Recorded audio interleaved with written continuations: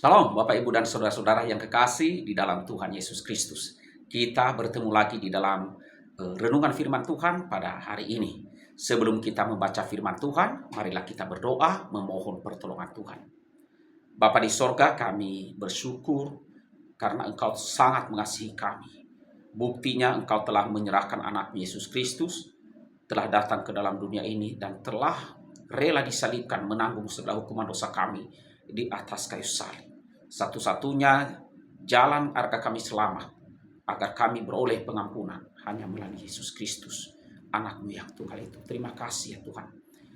Hari ini kami akan membaca firman-Mu. Tuhan, tolonglah kami, agar hati kami siap mendengarkan, siap menerima. Ampunilah segala dosa kami dan sucikanlah kami oleh darah Tuhan Yesus Kristus.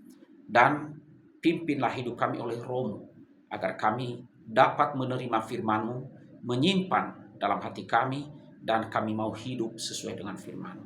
Tuhan, tolong kami. Dalam nama Tuhan Yesus kami berdoa. Amin. Saudara-saudara, firman Tuhan yang akan kita renungkan pada hari ini, saya ambil di dalam Injil Matius pasalnya yang ke-11 ayat 28. Demikian firman Tuhan. Marilah kepadaku semua yang letih, lesu, dan berbeban berat. Aku akan memberikan kelegaan kepadamu. Dan satu lagi saudara, Yesus berdiri dan berseru, barang siapa haus, baiklah ia datang kepadaku dan minum. Demikian firman Tuhan yang akan kita renungkan, dan judul renungan pada hari ini adalah Tuhan Yesus berkata, datanglah kepadaku. Nah saudara-saudara, ketika seseorang telah dilahirkan kembali dan ia telah mengalami pertobatan, maka sikapnya terhadap Yesus harus berubah. Yaitu Yesuslah yang menjadi fokus atau yang menjadi sentral, dan Yesuslah yang menjadi nilai tertinggi atau harga tertinggi atau yang paling berharga di dalam kehidupannya.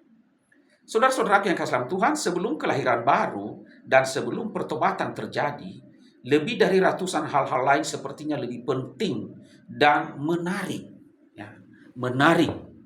ya, baik itu kesehatan, keluarga, pekerjaan, teman, dan lain sebagainya, hobi, dan seterusnya. Namun ketika Allah memberikan perubahan radikal, ya, dari kelahiran baru dan pertobatan, Yesus menjadi harta yang tak ternilai bagi kita, orang-orang yang telah diselamatkan. Nah oleh sebab itu saudara, maka tuntutan dari Tuhan Yesus supaya kita datang kepadanya tidaklah memberatkan. Kenapa demikian? Ya itu berarti kita datang kepada seseorang yang memang segala-galanya bagi kita. Yesus tidak datang ke dalam dunia ini semata-mata untuk membawa suatu agama dalam dunia ini, agama baru atau suatu hukum baru. Tetapi ingat sekali lagi, Tuhan Yesus datang, anak Allah yang dikasihi oleh Allah Bapa itu, datang untuk apa? Memberi dirinya sebagai kesukaan yang kekal bagi kita dan melakukan apa saja yang harus ia lakukan, termasuk mati untuk menyingkirkan setiap halangan supaya kita dapat sukacita kekal di dalam Dia. Nah, saudara, semua ini kata Tuhan Yesus, kukatakan kepadamu supaya sukacitaku ada di dalam kamu dan sukacitamu menjadi penuh. Ya, jadi ketika Yesus menuntut kita supaya kita melakukan sesuatu seperti datanglah kepadaku, esensi dari tuntutan ini ialah supaya kita mengalami kehidupan yang paling nikmat dan memberikan betapa berharganya Dia dalam hidup kita.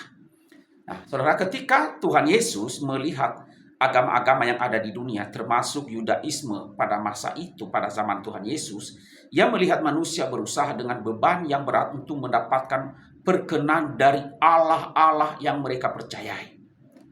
Tapi ia tidak datang untuk menggantikan, beban yang menyenangkan Allah dengan sesuatu yang lain. Tetapi ia datang untuk apa? Untuk menanggung beban itu dan memanggil kita untuk datang kepadanya. Supaya apa? Supaya mendapat kelegaan.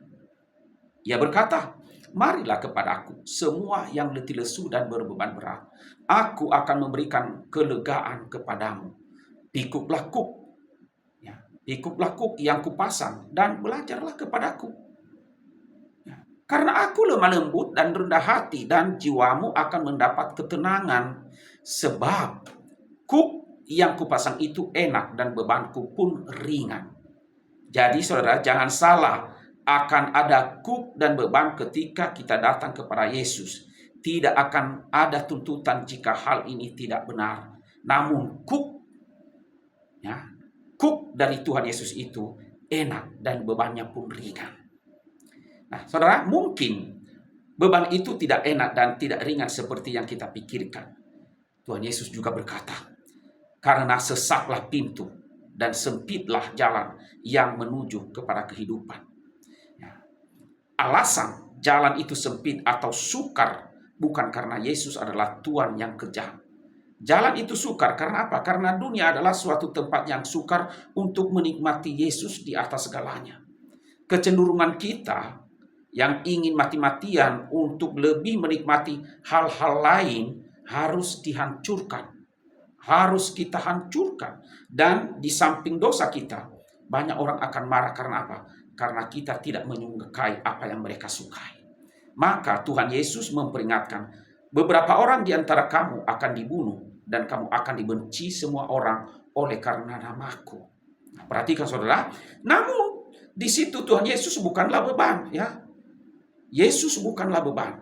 Ketika kita datang kepadanya, Dialah sang pengangkat beban, pemuas jiwa, dan pemberi hidup. Yesus berdiri dan ia berseru, barang siapa haus, baiklah ia datang kepadaku dan minum.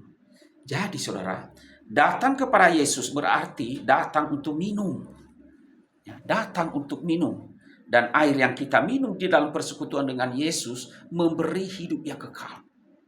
Tetapi barang siapa minum air yang akan kuberikan kepadanya, Tuhan Yesus berkata, ia tidak akan haus untuk selama-lamanya. Sebaliknya, air yang akan kuberikan kepadanya akan menjadi mata air di dalam dirinya yang terus-menerus mengalir, memancarkan sampai kepada hidup yang kekal. Jadi tuntutan supaya kita datang kepada Yesus adalah tuntutan untuk datang kepada sumber kehidupan dan meminumnya. Saudara, Yesus tidak merasa puas untuk sekedar memikat kita untuk taat dengan gambaran air yang memberi hidup. Dia pun akan menarik kita dengan janji-janji tentang roti yang menunjang kehidupan. Yesus berkata, akulah roti hidup. Barang siapa datang kepadaku, ia tidak akan lapar lagi. Jadi saudara, Yesus sendiri adalah roti dari sorga, sumber dan esensi hidup kekal itu. Dia akan menarik kita dengan janji-janji kelepasan dari kebinasaan. Jadi tuntutan supaya kita datang kepadanya ialah seperti tuntutan dari seorang ayah kepada anaknya yang berada di jendela yang terbakar. Lompatlah kepadaku. Atau tuntutan dari seorang suami cakap yang kaya, kuat dan lemah lembut kepada istri yang tidak setia. Marilah pulang. Ya, marilah pulang. Atau seperti tuntutan tim penyelamat yang mendapati seseorang ya di ambang kematian. Ya, mungkin dia udah dehidrasi setelah berhari-hari misalnya, lalu dikasih minumlah ini. Nah, saudara-saudaraku yang kekasih di dalam Tuhan Yesus Kristus, namun tragedi dosa pribadi, personal, dan kebutaan kerohanian ialah orang tidak mau datang. Itu masalahnya. Yesus berduka atas umatnya. Ya, Yesus berduka atas umatnya. Dia berkata, Yerusalem, Yerusalem, engkau yang membunuh nabi-nabi dan melempari dengan batu orang-orang yang diutus kepadamu. Berkali-kali aku rindu mengumpulkan anak-anakmu, sama seperti induk ayam mengumpulkan anak-anaknya di bawah sayapnya. Tetapi kamu tidak mau. Kamu menyelidiki kitab-kitab suci, sebab kamu menyangka bahwa olehnya kamu memperoleh hidup yang kekal.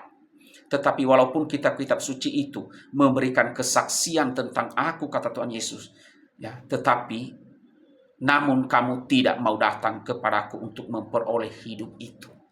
Nah, saudara, mengapa orang tidak mau datang kepada Yesus? Di satu sisi, jawabannya ialah sebab mereka menolak untuk datang. Mereka menolak untuk datang. Dengan kata lain saudara, orang tidak mau datang. Sebagian orang menyebut ini adalah pilihan dari kehendak bebas. Tetapi Yesus mungkin akan mengatakan bahwa ini adalah pilihan dari kehendak yang diperbudak oleh dosa. Jadi ketika seseorang tidak mau datang kepada Yesus, itu adalah pilihan dari kehendaknya yang telah diperbudak oleh dosa. Yesus berkata, aku berkata kepadamu, sesungguhnya setiap orang yang berbuat dosa adalah hamba dosa. Yesus akan mengatakan bahwa orang tidak datang kepadanya sebab mereka diperbudak oleh karena mengutamakan keinginan-keinginan lain. Ya. Terang telah datang ke dalam dunia, tetapi manusia lebih menyukai kegelapan daripada terang. Sebab barang siapa berbuat jahat, membenci terang dan tidak datang kepada terang itu. Nah, kalau begitu saudara, bagaimana seseorang akan datang kepada Yesus? Sebab jika kita semua diperbudak oleh dosa dan kita mati rohani, ya, jawaban Yesus adalah bahwa Allah di dalam kemurahannya yang besar mengalahkan resistensi kita dan menarik kita. Tidak ada seorang pun yang dapat datang kepada Tuhan Yesus, kata Tuhan Yesus, tidak ada seorang pun yang dapat datang kepadaku jikalau ia tidak ditarik oleh Bapa yang mengutus aku. Tidak ada seorang pun yang dapat datang kepadaku, kata Tuhan Yesus, kalau Bapa tidak mengaruniakannya kepadanya. Ya. Jadi Allah memberi karunia kelahiran baru dan pertobatan yang akan membuka mata orang yang buta secara rohani atau secara spiritual kepada kebenaran dan keindahan Yesus. Jadi ketika hal ini terjadi, semua penolakan yang mematikan itu akan gugur. Kita akhirnya akan bebas. Dan akhirnya kita terbebas dari perbudakan. Nah, saudara-saudaraku yang kasih dalam Tuhan, kiranya dengan renungan firman Tuhan pada hari ini, kata Tuhan Yesus, marilah, datanglah kepadaku. Amin. Kita berdoa. Kami bersyukur kepadamu, ya Tuhan. Tuhan kami Yesus Kristus, Juru Selamat kami. Ajakanmu agar kami datang kepadamu. Karena itu tolonglah kami ya Tuhan, agar kami tidak membiarkan ataupun mengabaikan panggilan.